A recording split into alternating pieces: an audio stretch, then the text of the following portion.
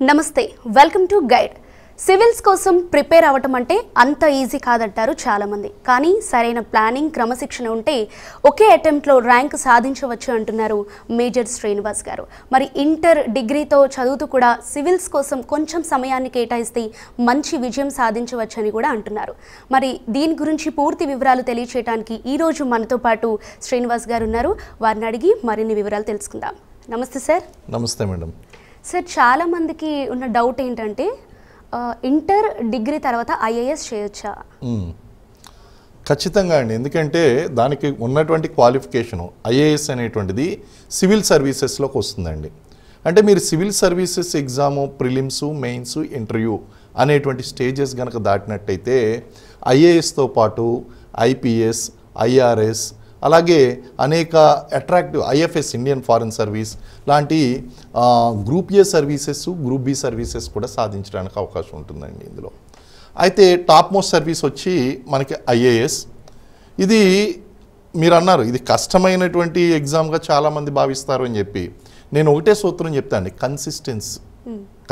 Consistency అనేటువంటిది పిల్లలు అలవాటు చేసుకుంటే ఇప్పుడు మీరు చూడండి, ఐఐటి కానీ ఐఐఎం కానీ వీటికి ప్రిపేర్ అవ్వాలంటే పిల్లలు 10th క్లాస్ నుంచి ఇంటర్మీడియట్ నుంచి ప్రిపేర్ అవ్వడం అనేటువంటిది మనం చూస్తూ ఉంటాం. అలాగే స్టార్టింగ్ నుంచి ఇంకా చూస్తే కనుక హై స్కూల్ లెవెల్ నుంచి కూడా స్పెషల్ క్లాసెస్ అనేటువంటివి ఉంటున్నాయి. అదేవిధంగా సివిల్ సర్వీసెస్, గ్రూప్స్ ఎగ్జామ్స్కి ప్రిపేర్ అవ్వాలి అనుకునేటువంటి విద్యార్థులు ఏం చేయాలి అంటే కనుక ఈ ఇంటర్మీడియట్ నుంచి డిగ్రీ నుంచి తమ అకాడమిక్ ప్రిపరేషన్ ఏదైతే ఉందో ఆ అకాడమిక్ ప్రిపరేషన్తో పాటు వీళ్ళు ప్యారలల్గా డిగ్రీ కమ్ ఐఏఎస్ అనో ఇంటర్ కమ్ ఐఏఎస్ అనో వాళ్ళు చదువు కనుక కొనసాగించినట్లయితే వాళ్ళు లాంగ్ టర్మ్లో చేయవలసినటువంటి ప్రిపరేషను ఇప్పటి నుంచి కూడా ఆ అవేర్నెస్ అనేటువంటిది ఇప్పటి నుంచి కూడా క్రియేట్ అవుతుంది.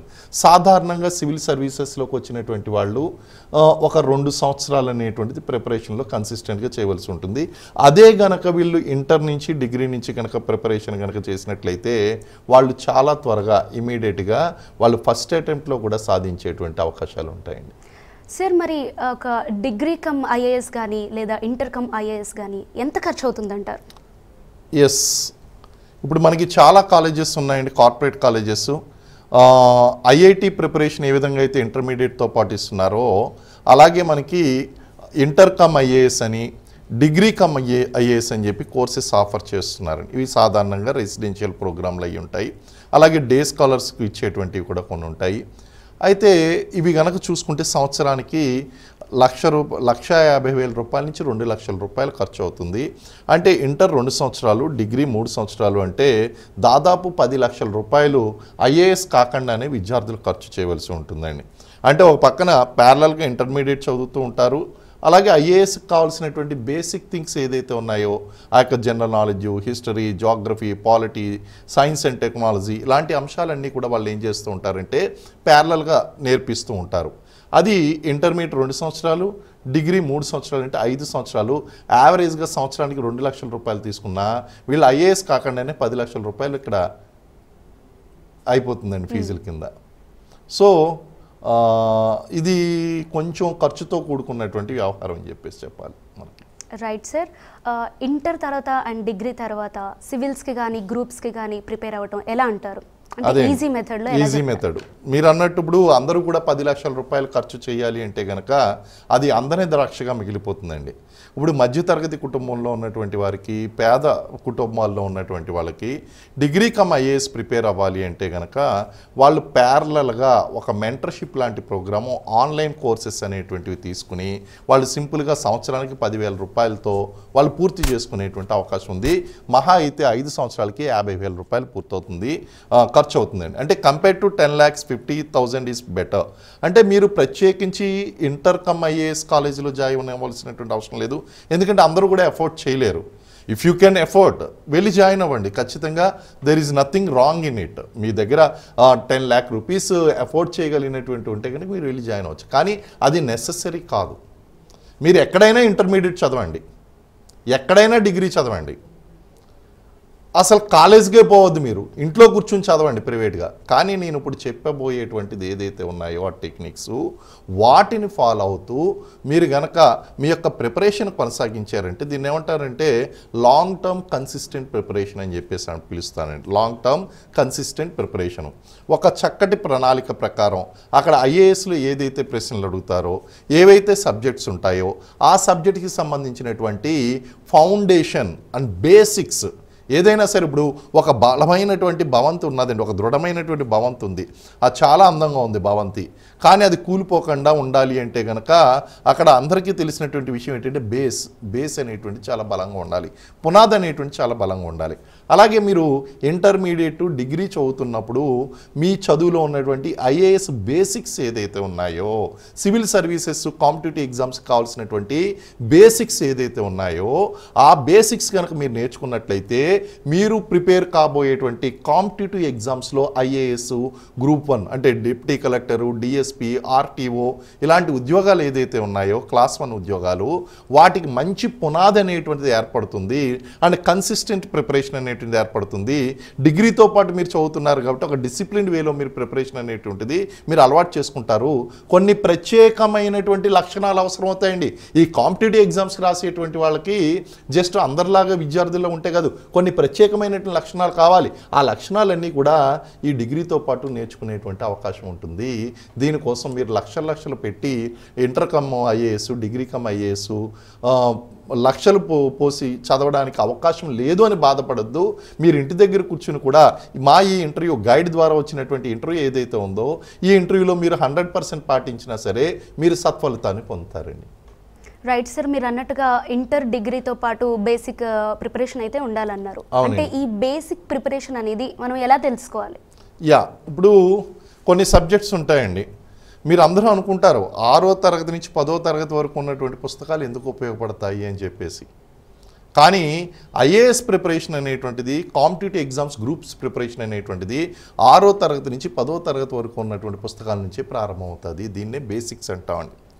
ముఖ్యంగా ఎన్సీఆర్టీ పుస్తకాలు ముఖ్యంగా చూసుకోవాలంటే ఎన్సీఆర్టీ పుస్తకాలండి. అంటే మన స్టేట్ సిలబస్ అనేటువంటి సివిల్ సర్వీసెస్ స్టాండర్డ్ కన్నా కొంచెం తక్కువ ఉంటాయి కాబట్టి స్టాండర్డ్ ఉన్నటువంటి ఆ national council for education and research and training ఉన్నటువంటి ఆ ఎన్సీఆర్టీ బుక్స్ ఏదైతే ఉన్నాయో ఎన్సీఆర్టీ సిలబస్లో ఉన్నటువంటి 6వ తరగతి నుంచి 10వ తరగతి వరకు ఉన్నటువంటి పుస్తకాలు తీసుకోవాలి.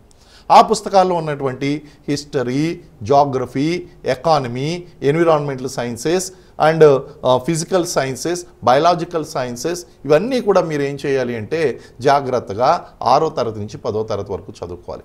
హిస్టరీ విషయం దగ్గరికి వచ్చేసరికి కొంచెం భిన్నంగా ఉంటుందండి. హిస్టరీ దగ్గరికి వచ్చేసరికి ఈ ఎన్సీఆర్టీ పుస్తకాలతో పాటు ఈ 6th నుంచి 10thతో పాటు మనం ఏం చేయాలి అంటే ఇంటర్మీడియట్లో ఉన్నటువంటి పుస్తకాలు 11th and 12thలో ఉన్నటువంటి పుస్తకాలు చదవాలి.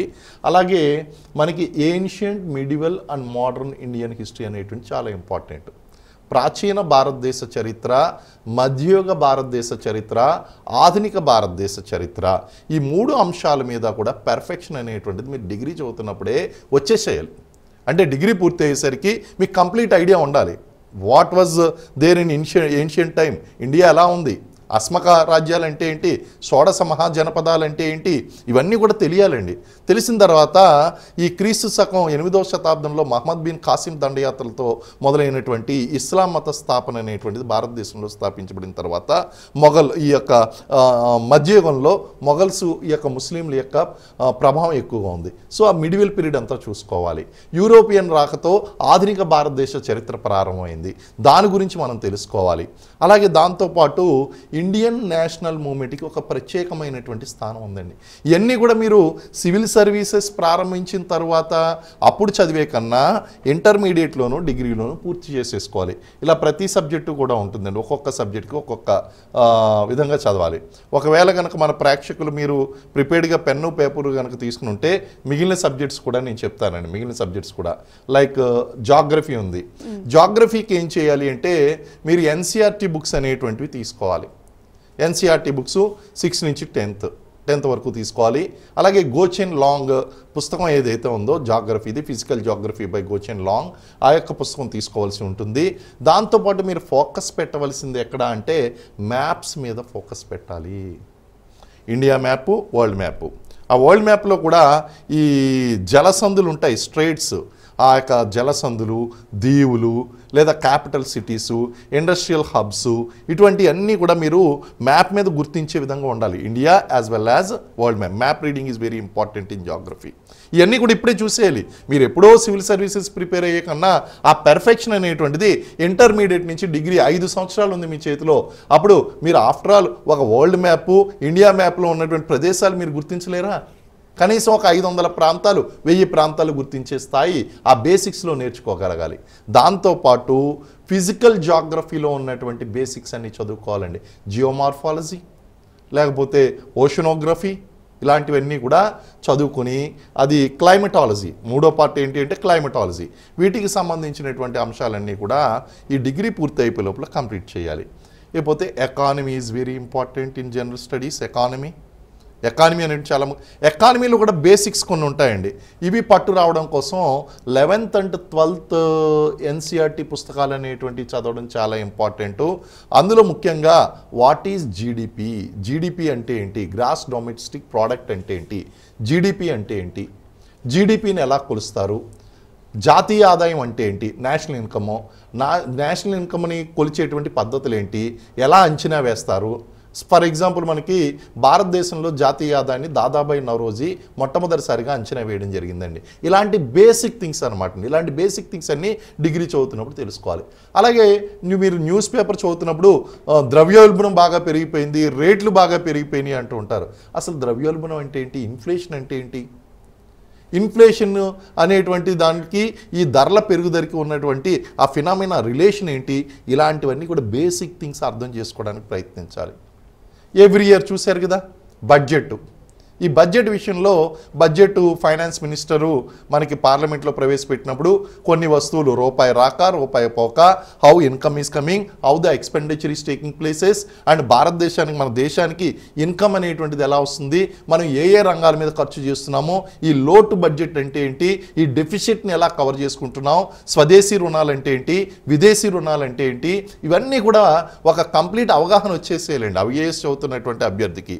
అలాగే బ్యాంకింగ్ రంగము, ఫిస్కల్ డిపాజిట్స్ అంటే ఏంటి, లేకపోతే how the banking industry is cooperating for primary, secondary and tertiary sectors, అలాగే రిజర్వ్ బ్యాంక్ యొక్క విధులేంటి, ఇవన్నీ కూడా వీటికి సంబంధించినటువంటి బేసిక్స్ అన్నీ కూడా గ్రాడ్యుయేషన్లోనే తెలుసుకోవాలి. ఇప్పుడు చూసారా మీరు చదువుకోవాల్సింది ఎంత, ఇవన్నీ కూడా మీరు తర్వాత చదువుకున్నారనుకోండి టైం కన్జ్యూమ్ అయిపోతుంది. అంటే తర్వాత చదివితే మీకు ఐఏఎస్ రాదు అని నేను అన్ను, మీరు కన్సిస్టెంట్గా ఇప్పటి నుంచి కూడా ప్రిపరేషన్ ప్రారంభించి ఇవన్నీ తెలుసుకున్నారు అంటే మీరు సక్సెస్ అవుతారు. అలాగే పాలిటీ చాలా ఇంపార్టెంట్ అండి. ఈ బేసిక్స్లో ఉండేటువంటి దానికి వస్తే మనకి పొలిటికల్ సైన్స్ అనేటువంటిది, కాన్స్టిట్యూషన్ అనేటువంటిది చాలా ఇంపార్టెంట్. ముఖ్యంగా ప్రియాంబుల్, ఆ యొక్క పీఠిక, రాజ్యాంగ పీఠిక అంటాం, ప్రియాంబుల్, ఫండమెంటల్ రైట్స్, ప్రాథమిక హక్కులు.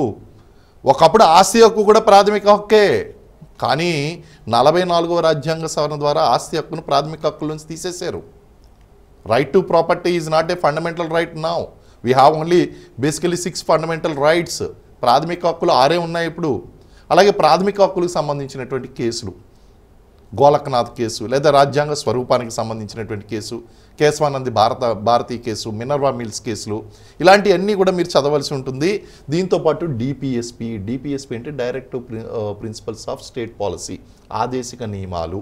ఆదేశిక నియమాలకి ప్రాథమిక హక్కులకి ఉన్నటువంటి సంబంధం ఏంటి, మీకు ఒక చిన్న ఎగ్జాంపుల్ చెప్తా అండి. ఒకసారి నేను ఇలాగే సోషల్ మీడియాలో చూశాను, ఒక టీవీ ఛానల్ వారు సాఫ్ట్వేర్ ఇంజనీర్స్ మన హైటెక్ సిటీకి వెళ్ళి ఆగస్ట్ 15కి జనవరి 26కి ఉన్నటువంటి తేడా ఏంటి అని అడిగారండి. ఏంటి సార్ తేడా మరి? అడిగేసరికి అక్కడ ఉన్నటువంటి పిల్లలందరూ కూడా ఆశ్చర్యకరమైన సమాధానాలు. జనవరి 26 అంటే దేశానికి స్వతంత్రం వచ్చిందని కొంతమంది, లేకపోతే ఆగస్ట్ 15 అంటే అని తెల్లమోసం. అదే కనుక ఈ కాంపిటేటివ్ ఎగ్జామ్స్ ప్రిపేర్ అవుతున్నటువంటి మా కాంపిటేటివ్ ఎగ్జామ్స్ పిల్లల దగ్గరికి వచ్చి అడిగేసరికి సరే ఏం లేదు, జనవరి 26 అంటే మాకు రాజ్యాంగం అమల్లోకి వచ్చినటువంటి దినం కాబట్టి దాన్ని ఆ దినం జనవరి 26ని రాజ్యాంగ దినోత్సవం, ఆ యొక్క రిపబ్లిక్ డేగా భారతదేశాన్ని సార్వభౌమత్వంగా ప్రకటించుకుంటూ రాజ్యాంగాన్ని అమల్లోకి చేసినటువంటి దినంగా దాన్ని ప్రకటించుకున్నామని చెప్పారు. స్వాతంత్ర దినోత్సవం కాబట్టి ఆగస్ట్ 15. కానీ ఇక్కడ ఉల్టా పుల్టా చెప్పారండి. సో ఇలాంటి బేసిక్స్ అన్నీ కూడా మనకి ఇంటర్మీడియట్ నుంచి. ఇంకో విషయం తెలుసా, అసలు January 26కి August 15కి రెండింటికి కూడా జెండా ఎగరవేస్తారు. కానీ ఆ జెండా ఎగరవేసేటువంటి దాంట్లో తేడా ఉంది. ఆ తేడా ఇప్పుడు మనం చెప్తేనే కానీ మీకు గుర్తుండదండి, తెలియదు చాలామందికి. ఇది కూడా ఐఏఎస్ బేసిక్సే. ఇప్పుడు మీరు ఫైండ్ అవుట్ చేయండి, ఇదే ఎక్సర్సైజ్ కింద కామెంట్లో మీరు పెట్టండి, కింద పెట్టండి. మీరు నిజంగా ఫైండ్ అవుట్ చేయగలిగితే యు ఆర్ గ్రేట్. ఇదే ఎక్సర్సైజ్ అంటే January 26కి జెండా పైన ఉంటుందా కింద ఉంటుందా, కింద నుంచి పైకి తీసుకెళ్ళి అక్కడ ఎగరేస్తారా, లేకపోతే పైన ఉన్నటువంటి జెండా అక్కడ అన్ఫ్లోర్ చేస్తారా అనేటువంటి చూడాలి. లేదా 15th Augustకి ఏం చేస్తారు, ఇవన్నీ కూడా బేసిక్స్ అనమాట అండి, ఇవన్నీ కూడా బేసిక్స్. అలాగే మనకి పార్లమెంట్ అంటే ఏంటి, లోక్సభ, రాజ్యసభ, అలాగే దాని యొక్క ప్రెసిడెంట్తో కలిపినటువంటి ఆ యొక్క సభ ఏ విధంగా పనిచేస్తుంది, ఎమ్మెల్యేలు ఎలా ఎన్నుకోతారు, ప్రెసిడెంట్ ఎలా ఎన్నుకోతాడు, ప్రైమ్ మినిస్టర్ ఆఫీస్ ఎలా పనిచేస్తుంది, కంట్రోలర్ అండ్ ఆడిటర్ జనరల్ ఎలా పనిచేస్తారు, ఎన్ని అంశాలు కూడా మీరు లక్ష్మీకాంత్ అని చెప్పేసి సివిల్ సర్వీసెస్కి బైబిల్ అనమాట అండి. అలాంటి పుస్తకాలు మీరు బేసిక్ పుస్తకాలు అన్నిటిని చదువుకోవాలి. హిస్టరీ చదువుకోవాలంటే బిపిన్ చంద్ర చదవాలి. జాగ్రఫీ చదవాలి అంటే గోచిన్ లియాంగ్ అనేటువంటి పుస్తకం ఉంది, ఫిజికల్ జాగ్రఫీ గోచిన్ లియాంగ్, ఆ పుస్తకం చదువుకోవాలి. ఎన్సీఆర్టీ పుస్తకాలు చదవాలి. ఇవన్నీ కూడా మీరు ఇప్పుడు మనం చెప్పేవన్నీ కూడా మీరు లిస్ట్ రాసుకుంటున్నారు అనుకుంటున్నాను. ఇవన్నీ కూడా మీరు చదివినట్లయితే ఖచ్చితంగా ఆ యొక్క ఇంటర్మీడియట్ చదువుతున్నప్పటి నుంచి, డిగ్రీ చదువుతున్నప్పటి నుంచి ఏమాత్రం స్ట్రెస్ లేకుండా సస్టైనబుల్ వేలో ప్రిపరేషన్ అనేటువంటిది కొనసాగించవచ్చండి. అంటే జనరల్ సిలబస్తో ఇది కూడా ప్రిపేర్ అవ్వటం కష్టం అనిపించదంటారా? ఒక ఖచ్చితమైనటువంటి ప్రణాళిక వేసుకున్నట్లయితే ఒక టైం టేబుల్ వేసుకోవాలండి. ఫర్ ఎగ్జాంపుల్ మీరు పిల్లలు ఎవరైతే ఇంటర్మీడియట్ నుంచి డిగ్రీ నుంచి ప్రిపేర్ అవ్వాలని అనుకుంటున్నారో మీ యొక్క 24 గంటల్లో వేసుకునేటువంటి టైం టేబుల్లో 1-2 గంటలు దీనికి కేటాయించేసేయండి. Inter 2 years, degree first year second year minimum 2 hours, ఒక మినిమం 1 hour నుంచి 2 hours మ్యాక్సిమం కేటాయించండి. ఫైనల్ ఇయర్కి వచ్చేసరికి మీరు ఎక్కువ కేటాయించవలసి ఉంటుంది. ఫర్ ఎగ్జాంపుల్ ఈ టైం టేబుల్ అనేటువంటిది ఎలా వేసుకోవాలి అనేటువంటిది ఒక 30 minutes మీరు న్యూస్ పేపర్ చదవండి. న్యూస్ పేపర్ కూలంకషంగా చదవాలి, నోట్స్ రాసుకోవాలి. 30 minutes చదవాలండి న్యూస్ పేపర్ కోసం, అరగంట కేటాయించండి. అలాగే ఎన్సీఆర్టీ పుస్తకాలు ఉన్నాయండి, నేను చెప్పాను కదా ఎన్సీఆర్టీ పుస్తకాలు, వాటి కోసం ఒక అరగంట కేటాయించి జాగ్రత్తగా చదువుకుంటూ ఒక్కొక్క టాపిక్ దాన్ని అండర్లైన్ చేసుకుంటూ నోట్స్ రాసుకోండి. అలాగే ఒక అరగంట పాలిటీ లేదా హిస్టరీ ఏదో ఒక సబ్జెక్ట్, ఇందాక నేను పైన చెప్పాను కదా ఆ సబ్జెక్టు లక్ష్మీకాంత్ గారి పుస్తకం కానీ లేకపోతే ఎవరొకరి పుస్తకం తీసుకుని మీరు ఒక 2 పేజీలో 3 పేజీలో చదవడం అనేటువంటిది, దానికి ఒక అరగంట కేటాయించండి. అలాగే ఒక పావు గంట టైము మల్టిపుల్ చాయిస్ క్వశ్చన్స్, మీరు చదువుకున్న దాంట్లో మల్టిపుల్ చాయిస్ క్వశ్చన్స్ ఏదైతే ఉన్నాయో వాటికి సంబంధించి ఆన్సర్ అనేటువంటి చేయండి. ఇలాగా ఒక ఖచ్చితమైనటువంటి ప్రణాళిక వేసుకున్నట్లయితే వాళ్ళు చాలా ఈజీగా ఏమాత్రం స్ట్రెస్ లేకుండా, మనం ఇక్కడ తెలుసుకోవాల్సింది ఏంటంటే ఏం చదవాలి, ఎలా చదవాలి, ఎప్పుడు చదవాలి అనేటువంటి విషయం పట్ల వాళ్ళకి క్లారిటీ ఉండాలండి. ఆ క్లారిటీ ఉంటే డిగ్రీ నుంచి కూడా వాళ్ళు ఈజీగా ప్రిపేర్ అవ్వచ్చు. అంటే దీని గురించి, అంటే దీనికి సంబంధించిన ఆన్లైన్ కానీ ఆఫ్లైన్లో కానీ మనకి కోర్సెస్ అనేవి ఉన్నాయంటారు? ఉన్నాయండి. ఆఫ్లైన్ కోర్సెస్ అంటే ఇప్పుడు మీకు నేను చెప్పాను degree cum IAS, inter cum IAS, మీరు ఇంటర్మీడియట్ ప్యారలల్గా పూర్తి చేస్తూ ఉంటారు. ఐఏఎస్కి ఇప్పుడు నేను చెప్పినటువంటి క్లాసెస్ వాళ్ళు చెప్తూ ఉంటారు రోజుకి 2 గంటలు. డిగ్రీలో కూడా అంతే, మీరు కష్టపడక్కర్లేదు, వాళ్ళే చెప్తూ ఉంటారు. డిగ్రీ మీకు పూర్తవుతూ ఉంటుంది, రోజుకు ఒక 2 గంటలు నేను చెప్పిన షెడ్యూల్ ప్రకారం వాళ్ళు వీటికి సంబంధించినటువంటి అంశాలు చెప్తూ ఉంటారు. అది ఆఫ్లైన్. అయితే ఇక్కడ కండిషన్ మనం చెప్పుకున్నాం, వీళ్ళకి ఒక 10 లక్షల రూపాయలు ఖర్చు అవుద్ది అని. మరి అందరూ కూడా 10 లక్షల రూపాయలు ఇచ్చుకోలేరు కాబట్టి ఈ 10 లక్షల రూపాయలు కేవలం ఫౌండేషన్కే ఖర్చు పెట్టేస్తే కష్టం కాబట్టి ఆన్లైన్ కోర్సెస్ అనేటువంటివి బెటర్. అశోక్ నగర్లో అనేక ఇన్స్టిట్యూట్స్ ఉన్నాయి కదండి, మీకు ఆన్లైన్ కోచింగ్ ఇచ్చేటువంటి ఇన్స్టిట్యూట్స్ ఉన్నాయి. అందులో బేసిక్ ఫౌండేషన్కి సంబంధించినటువంటి కోర్స్ ఏదైతే ఉందో ఆ కోర్స్ పర్చేస్ చేయండి, మీకు ఈజీగా less than 10,000తో పూర్తి అయిపోతుందండి ఈజీగా. అంటే ఆన్లైన్ ఈజ్ ద బెస్ట్ అంటాను నేను, ఎందుకంటే ఎకనామికల్గా చూసుకుంటే కనుక. ఒకవేళ కనుక అఫోర్డబిలిటీ ఉంటే కనుక ఆఫ్లైన్కి వెళ్ళిపోండి, నో ప్రాబ్లం. అఫోర్డబిలిటీ అనేటువంటి చూసుకుని ఉంటే కనుక సో ఆన్లైన్ కోర్సెస్ అవైలబుల్ ఉన్నాయి అండ్ ఆఫ్లైన్ కోర్సెస్ అవైలబుల్ ఉన్నాయి. Inter cum IAS, degree cum IAS లాంటి కోర్సెస్ జాయిన్ అవ్వచ్చండి వీటికి సంబంధించి. అదే ఓకే, మరి కరెంట్ అఫైర్స్ గురించి మీరు ఏం చెప్తారు? దాన్ని ఎలా ప్రిపేర్ అవ్వమంటారు? యా, కాంపిటేటివ్ ఎగ్జామ్స్లో కానీ సివిల్ సర్వీసెస్లో కానీ కరెంట్ అఫైర్స్ అనేటువంటి చాలా ముఖ్యమైనటువంటి. అభ్యర్థులందరికీ కూడా ఒక అపోహ ఉన్నది, నేను ఇప్పటి నుంచి చదివేస్తే వేస్ట్ అయిపోతుందేమో, ఎగ్జామినేషన్ కరెంట్ అఫైర్స్ అన్నారు కదా, ఎగ్జామినేషన్ రాసినటువంటి సంవత్సరం నేను చదువుతాను అని చెప్పేసి అనుకుంటారు. పెద్ద పొరపాటు అండి, బ్లండర్, బిగ్గెస్ట్ బ్లండర్.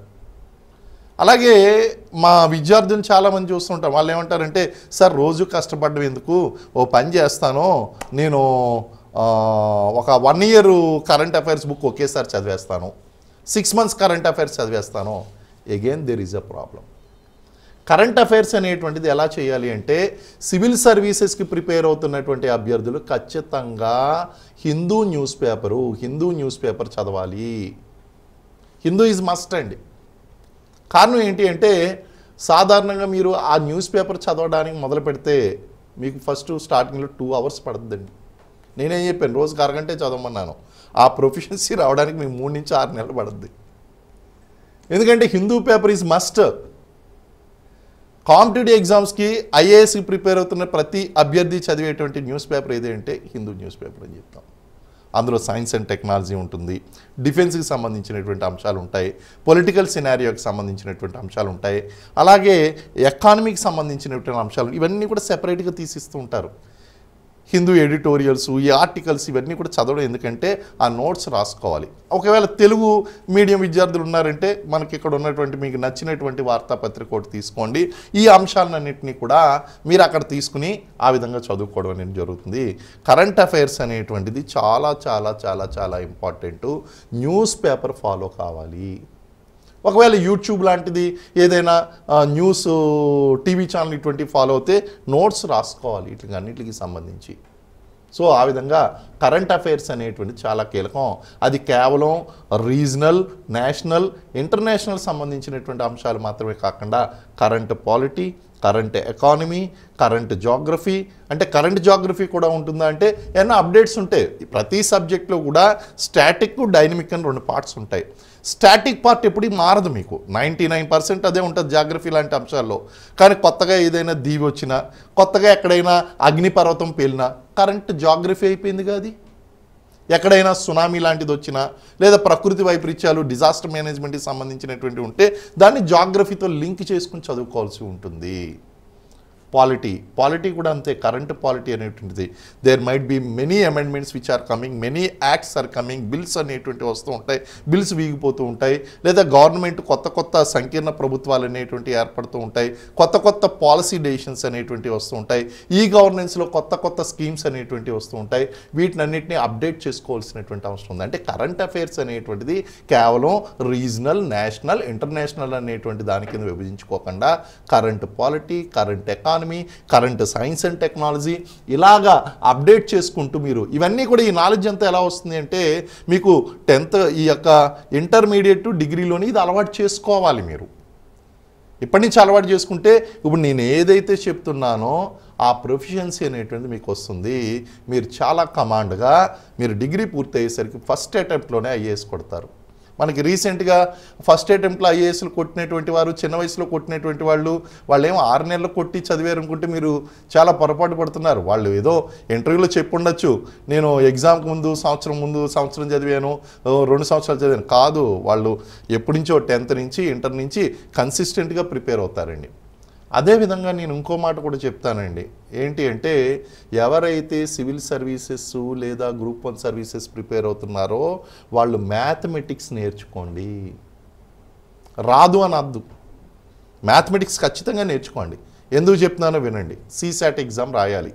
CSAT ఎగ్జామ్లో మ్యాథమెటిక్స్, ఎవరైతే మ్యాథమెటిక్స్ బాగా చేస్తారో లాజికల్ బ్రెయిన్ బాగా డెవలప్ అవుతుంది, అలాగే ఎగ్జామ్లో కూడా బాగా రాస్తారు. మ్యాథమెటిక్స్ వదిలిపెట్టద్దు. ఐఏఎస్ చదవాలి అనుకునేటువంటి వాళ్ళు, కాంపిటేటివ్ ఎగ్జామ్ చదవాలనుకునేటువంటి వాళ్ళు మ్యాథమెటిక్స్ వదిలిపెట్టద్దు. అలాగే ఇంగ్లీష్ భయపడతారు మన పిల్లలందరూ కూడా. నేను ఇంగ్లీష్ మీడియం చదివేస్తారు, ఇంగ్లీష్ మాట్లాడడం రాదు.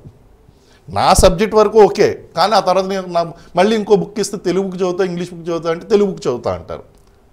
ఇంగ్లీష్ బాగా నేర్చుకోండి. అవసరమైతే ఇంగ్లీష్ లిటరేచర్ సబ్జెక్ట్ జాయిన్ అవ్వండి. దానివల్ల ఇంగ్లీష్ మీద ఉన్నటువంటి కమాండ్ అనేటువంటిది పెరిగి English is one of the language is having a powerful expression and beautiful expression అండి. ఇంగ్లీష్ లాంగ్వేజ్లో సచ్ ఏ బ్యూటిఫుల్ ఎక్స్ప్రెషన్స్ ఉన్నాయి. ఆ ఎక్స్ప్రెషన్స్ అనేవి చాలా కాంప్రహెండింగ్గా ఉంటాయి. మీరు ఇంత చెప్పేటువంటి బదులు చాలా పవర్ఫుల్గా ఇంగ్లీష్లో మీరు చెప్పొచ్చండి. కాబట్టి ఇంగ్లీష్ లాంగ్వేజ్ ఈజ్ మస్ట్. మీకు ఇచ్చేటువంటి సివిల్ సర్వీసెస్లో ఇచ్చేటువంటి క్వశ్చన్ పేపరే 55 పేజీలు 60 పేజీలు 70 పేజీలు ఉంటుంది క్వశ్చన్ పేపరు. మరి క్వశ్చన్ పేపర్ అనే పేజీలు ఉన్నప్పుడు ఒక పేజ్ ఉంటుంది, కంప్లీట్ పేజ్ ఉంటుంది ఒక ప్రశ్న. మరి దాన్ని చాలా ఫాస్ట్గా చదవాలి, ఇంగ్లీష్లో ఉంటుంది. ఫాస్ట్గా చదవాలి, క్వశ్చన్ అర్థం చేసుకోవాలి, పెట్టాలి. కాబట్టి ఈ ఇంటర్ కమ్ డిగ్రీలో సివిల్ సర్వీసెస్ ప్రిపేర్ అయ్యేటువంటి వాళ్ళు ఆ యొక్క మ్యాథమెటిక్స్ అండ్ ఇంగ్లీష్ పట్ల కూడా బాగా స్కిల్స్ డెవలప్ చేసుకోవాలి. సార్ మరి ఇప్పుడు ఇంటర్లో డిగ్రీలో తెలుగు మీడియంలో ఉండి ఐఏఎస్కి కానీ సివిల్స్కి కానీ కంటిన్యూస్గా మనం తెలుగులో ప్రిపేర్ అవ్వచ్చు అంటారా? చాలా చక్కగా అండి, ఇది కూడా ఉంది అవకాశం. నేను ఎందుకు ఇంగ్లీషు మీద కమాండ్ ఉండాలి అని చెప్పానంటే మెటీరియల్ అవైలబిలిటీ అంతా కూడా ఇంగ్లీష్లో ఉంది. ఒకవేళ లేదు నేను తెలుగు మీడియంలోనే రాస్తాను అంటే మీరు తీసుకోవాల్సిన తెలుగు అకాడమీ బుక్స్ ముందు తీసుకోవాలి. తెలుగు అకాడమీ గ్రాడ్యుయేషన్ బుక్స్ తీసుకోవాలి. అలాగే కొన్ని స్టాండర్డ్ బుక్స్ ఉన్నాయండి తెలుగు మీడియంలో, అవి తీసుకోవాలి. అండ్ ఇంకోటి ఏంటంటే మీరు ఇంగ్లీష్ తెలుసుకుని ఉంటే ఆ ఇంగ్లీష్ బుక్స్లో మెటీరియల్ చదువుకుని కొంతవరకు తెలుగులో ట్రాన్స్లేట్ చేయగలిగేటువంటి నాలెడ్జ్ మీరు సంపాదించగలిగితే ఇంగ్లీష్ బుక్స్ చదువుకుని ఆ బుక్స్ నుంచి తెలుగులో ట్రాన్స్లేట్ చేయండి. అయితే మీకు ఇంకొక మెథడ్ చెప్తాను. ఏంటి ఆ మెథడ్ అంటే ఇప్పుడు ఆర్టిఫిషియల్ ఇంటెలిజెన్స్ అనేటువంటిది బాగా డెవలప్ అయ్యింది. టెక్నికల్ గాడ్జెట్స్ అనేటువంటివి బాగా వచ్చాయి. ఇంగ్లీష్ బుక్ తీసుకోండి, ఆ బుక్ని ఫోటో కొట్టండి, ఫోటో కొట్టి దాన్ని చాలా clear cut language, Google translation పనికిరాదండి. గూగుల్ ట్రాన్స్లేషన్ అంటే you gone, you have to use the technical jargons, technical terminology, economics terminology వాడాలి, పొలిటికల్ సైన్స్ టెర్మినాలజీ వాడాలి, జాగ్రఫికల్ టెర్మినాలజీ వాడాలి, ఏ సబ్జెక్ట్కి సంబంధించినటువంటి టెర్మినాలజీ ఆ సబ్జెక్ట్ వాడాలి. కాబట్టి గూగుల్ ట్రాన్స్లేషన్ ఉపయోగించకుండా ఆర్టిఫిషియల్ ఇంటెలిజెన్స్ ఉపయోగించి మీరు ఆ ట్రాన్స్లేట్ చేసుకోగలిగితే తెలుగు మీడియం అభ్యర్థులకి ఆ యొక్క మెటీరియల్ అనేటువంటి సమస్య పోతుందండి. కాబట్టి ఇప్పటి నుంచి కూడా ఆ నోట్స్ తయారు చేసుకోవచ్చు. అలాగే తెలుగు మీడియంలో కోచింగ్ ఇచ్చేటువంటి మెంటర్స్ ఎవరైనా ఉంటే కనుక వాళ్ళ యొక్క సలహాలు సూచనలు తీసుకుని మీరు తెలుగు మీడియంలో కూడా ప్రిపేర్ అవ్వచ్చు. తెలుగు మీడియంలో ఇంటర్వ్యూ చేసి కూడా ఐఏఎస్ సాధించినటువంటి వాళ్ళు ఉన్నారు. కాబట్టి medium is not a problem. భారత రాజ్యాంగం గుర్తించినటువంటి 22 లాంగ్వేజెస్లో ఏ లాంగ్వేజ్లో అన్నా సరే మీరు ఐఏఎస్ పరీక్ష రాయొచ్చు, రాసి సెలెక్ట్ అవ్వచ్చు. అయితే జనరల్గా ఏంటంటే నార్త్ ఇండియన్స్ అంతా హిందీ మీడియం అండ్ తీసుకుంటారు, మెజారిటీ పీపుల్ ఇంగ్లీష్ మీడియం తీసుకుంటారు. రీజనల్ లాంగ్వేజెస్లో తీసుకునేటువంటి వాళ్ళు చాలా తక్కువ ఉన్నారండి. అది right sir, thank you very much అండి. ఇది ఇవాల్టి గైడ్ ప్రోగ్రామ్. మరొక ఎపిసోడ్లో మళ్ళీ కలుద్దాం. అండ్ ఈ ప్రోగ్రామ్ని మీరు యూట్యూబ్లో కూడా చూడొచ్చు. ఏమైనా డౌట్స్ ఉంటే కామెంట్ రూపంలో కూడా తెలియజేయండి. ఇది ఇవాల్టి ప్రోగ్రామ్. మరొక ఎపిసోడ్లో మళ్ళీ కలుద్దాం. నమస్తే.